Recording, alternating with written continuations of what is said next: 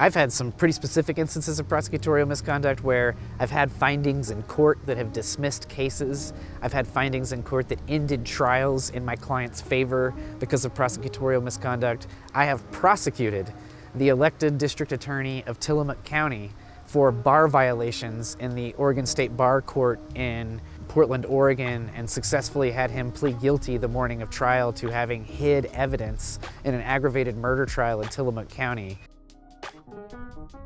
Mr. Porter was prosecuting a man for a murder when he caught one of his best friends together with his wife. And they were living in a fifth wheel trailer in the back of his house. And Mr. Porter wanted to get a life sentence rather than a 10-year sentence. He sought to turn that into a burglary, and he hid evidence that it was the defendant's right to go into that building because he wanted a life sentence. He didn't want the appropriate defense to apply.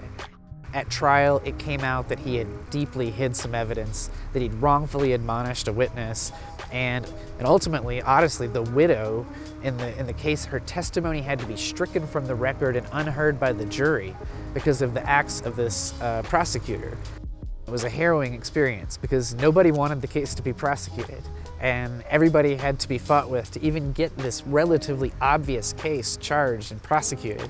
And after some time, when we actually took depositions, etc., everybody suddenly became a believer. And while that's a beautiful thing, I have to say, at the end of the day, his sanction was a public reprimand for hiding evidence in an aggravated murder trial.